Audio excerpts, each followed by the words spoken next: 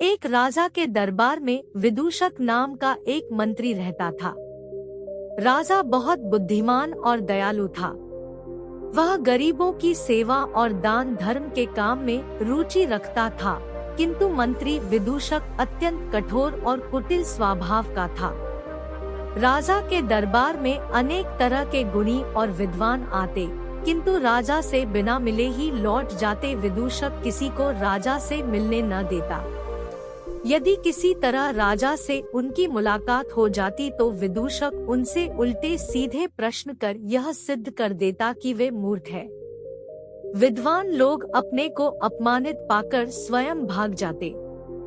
एक बार राजा के दरबार में एक विद्वान ब्राह्मण आ पहुंचा और कुछ दिन ठहरने की इजाजत मांगी। विदूषक बोला, यदि आप हमारे प्रश्नों के ठीक ठीक उत्तर दे सकेंगे तो आपको ठहरने दिया जाएगा। ब्राह्मण ने स्वीकार कर लिया। अगले दिन सभा में राजा से आज्ञा लेकर विदूषक ने ब्राह्मण से प्रश्न किया, आप ईश्वर को मानते हैं? ब्राह्मण बोला, बिल्कुल मानता हूँ। विदूषक ने पूछा, वह कहाँ रहता है? ब्राह्मण ने उत्तर दिया, वह सर्वत्र विराजमान है।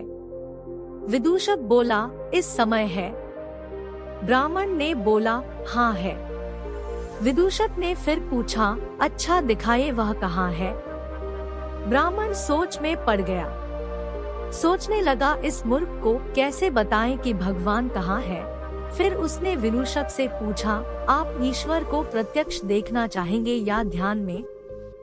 मंत्री ने उत्तर दिया, हम प्रत्यक्ष देखना चाहते हैं।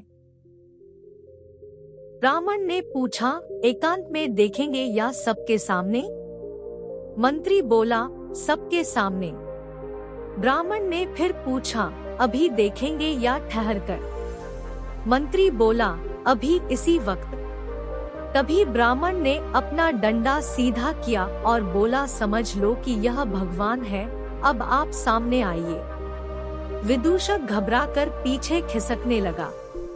दरबारियों ने विदूषक से आगे आने की प्रार्थना की, किंतु ब्राह्मण के हाथ में तना हुआ डंडा देखकर वह डर के कारण आगे नहीं आया। राजा की आज्ञा हुई तो विदूषक को आगे आना पड़ा। तभी ब्राह्मण ने कसकर एक डंडा उसकी कमर में जमा दिया। डंडे के पड़ते ही विदूषक चीख उठा और ढेर बनकर जमीन पर लौट गया। यह दृश्य देखकर दरबार में हलचल मच गई। राजा क्रोधित होकर ब्राह्मण से बोला, यह तुमने क्या बेवकूफी कर दी है? तो ब्राह्मण बोला, इसमें बेवकूफी की क्या बात है महाराज। राजा बोला, वाह खूब रही, एक तो बिना वजह डंडा जमाकर मंत्री की कमर तोड़ दी है, ऊपर से पूछते हो कि क्या बेवकूफी की। तो ब्राह्मण ने पूछा, लेकिन डंडा पड़ने से उसे क्या हानि हुई? तो राजा बोला, हानि नहीं हुई तो क्या उसे लाभ हुआ है? देखते नहीं उसे कितनी पीड़ा हो रही है। ब्राह्मण बोला, कहाँ है पीड़ा? राजा ने बोला, उसकी कमर में जहाँ तुमने डंडा जमाया है। तो इस पर ब्राह्मण बोला, ऐसे मैं नहीं मानता। विदूषक से कहिए कि वह अपनी पीड़ा को प्रत्यक्ष दिखाएं। राजा बोला, लगता है तुम पूरे पागल हो। क्या शरीर के अंदर होने वाली पीड़ा कोई ठोस पदार्थ है जिसे आंखों से प्रत्यक्ष देखा जा सके? तो ब्राह्मण ने उत्तर दिया, महाराज, जिस तरह शरीर में होने वाली पीड़ा को प्रत्यक्ष नहीं देखा जा सकता, ठीक उसी प्रकार ईश्वर को भी प्रत्यक्ष नहीं देखा जा सकता, किंतु कण-कण में उसे महसूस किया जा सकता है। यह सुनकर राजा का क्रोध चला गया। उसने विद्वान ब्राह्मण को दरबार में ठहरने की अनुमति दे दी। उस दिन से विदूषक ने उल्टे सीधे प्रश्न करना छोड़ दिया।